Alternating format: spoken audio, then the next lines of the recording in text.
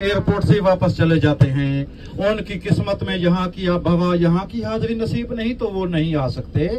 और ऐसे भी लोग देखे हैं जिनके पास खाने के लिए भी पैसे नहीं होते, लेकिन अल्लाह पाक कोई न कोई सबब बना के उनको यहाँ भेज देता है। ऐसे भी लाखों करोड़ों इंसान इस दुनिया से तो चले गए हैं, लेकिन उनको यहाँ की आबहवा, यहाँ की हाजिरी नसीब नहीं हुई। तो आप माशाल्लाह कितने खुश नसीब हैं कि अल्लाह पाक ने अपना घर दिखाया और अपने प्यारे हबीब का घर दिखाया है। इससे बड़ी और कोई सआदत की बात हो ही नहीं सकती। तो मुझकराम, अभी हम जियारत के सफर पे रवाना है। तो हमारा जो पहला स्टॉप होगा वो होगा मस्जिद कुबा। तारीख इस्लाम की सबसे पहली मस्जिद जो तकवा की बुनियाद पे बनी, वहां जाकर आपने 2 रकात नफल अदा करके एक मकबूल उम्र का सवाब हासिल करना है। और जो रास्ते की जियारत आती जाएंगी, हम अपने थोड़े से इल्म के मुताबिक आपको बताते जाएंगे। आई जबान उर्दू की समझ आती है ना सबको? बिल्कुल, जी जी आती है। पीछे आवाज सही है? बात अच्छी लगे सुबहान अल्लाह अल्हम्दुलिल्लाह का विर्द जारी रखा करें, क्योंकि आप एक मुकद्दस सफर पे रवाना है। तो मुझकराम, ये वो शान वाली हस्ती का शहर है जो रोजाना 1,40,000 फरिश्ता दरूद और सलाम पेश करने के लिए आता है। जो एक दफा आता है फिर क़यामत तक उसकी बारी नहीं आती, वो क़यामत तक तरसता रहता है। तो हम माशाल्लाह कितने खुश नसीब उम्मती हैं कि यहाँ 5 वक्त हाजिरी दे रहे हैं। तो हमारे आका हजरत मोहम्मद सल्लल्लाहु अलैहि वसल्लम के यहाँ तशरीफ लाने से पहले ये जो शहर था, ये बीमारियों का, दुखों का गढ़ समझा जाता था। और इस शहर का जो नाम था वो यसरब था। जब हमारे आका हजरत मोहम्मद सल्लल्लाहु अलैहि वसल्लम यहाँ तशरीफ लाए तो उन्होंने इस शहर का नाम मदीना मुनव्वरा मुंतखब किया। मदीना यानी अमन वाली जगह, मुनव्वरा रोशनियों वाली जगह। ये वो अमन वाला, रोशनियों वाला शहर है जिसमें आज हम सांस ले रहे हैं। तो मुझकराम, आप जब भी हरम शरीफ जाते हैं तो हरम शरीफ का गेट नंबर 310 के साथ 3-4 मसाजिद हैं। एक स्याह पत्थरों वाली आपको मस्जिद नजर आती है जिसका नाम मस्जिद गुमामा है। गुमामा अरबी का लफ्ज है जिसके मैंने बादलों के हैं। वो जितना भी इलाका है ईदैन का इलाका कहलाता है। हमारे आका हजरत मोहम्मद सल्लल्लाहु अलैहि वसल्लम ईदैन की नमाजें भी उसी मस्जिद में पढ़ाया करते थे और बारिश के लिए भी उसी मस्जिद में दुआ मांगा करते थे। और निजाशी बादशाह का गैबना जनाजा पहली बार उसी जगह पे पढ़ाया गया। और उसके साथ जो है हजरत अबू बकर सिद्दीक रज़ी अल्लाह अन्हु के नाम की मस्जिद है। और उसके साथ ही हजरत उमर बिन खत्ताब रज़ी अल्लाह अन्हु के नाम की मस्जिद है। और उसके साथ ही हजरत अली रज़ी अल्लाह अन्हु के नाम की मस्जिद है। तो मुझकराम, बताने का मकसद ये है कि आप जब भी हरम शरीफ जाते हैं तो इन मसाजिद की भी जियारत किया करें। ये हरम शरीफ की दीवार के साथ 310 गेट के साथ ये मसाजिद हैं। तो अभी हमारी गाड़ी जैसे आगे बढ़ रही है तो आपके इसी उल्टे हाथ की तरफ से देखेंगे एक मस्जिद आने वाली है जिसका नाम मस्जिद ज़ुन्नुरैन हजरत उस्मान गनी रज़ी अल्लाह अन्हु के नाम पे जो मस्जिद जानी जाती है।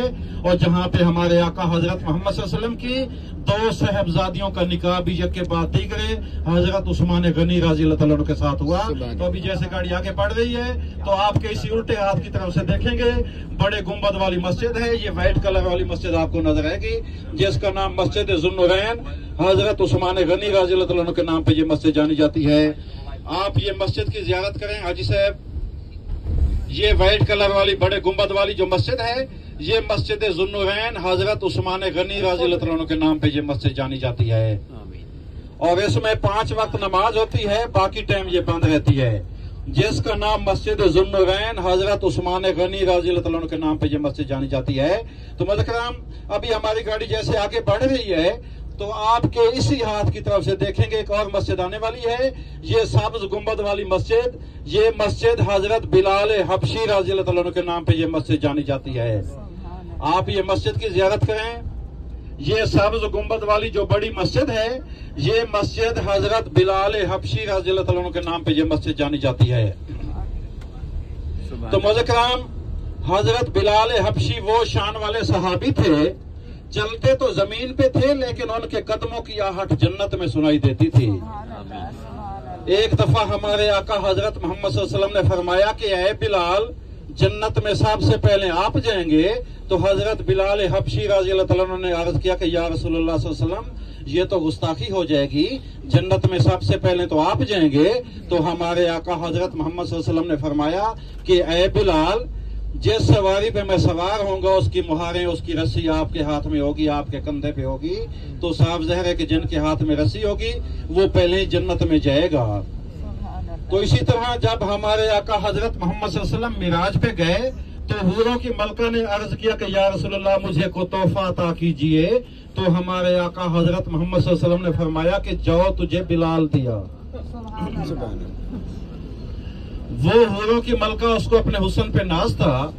उसने अर्ज किया कि या रसूलुल्लाह सल्लल्लाहु अलैहि वसल्लम आपने मुझे हजरत अबू बकर सिद्दीक नहीं दिया, हजरत उमर बिन खताब नहीं दिया, हजरत उस्मान गनी नहीं दिया, हजरत अली नहीं दिया जो खूबसूरत नौजवान हैं।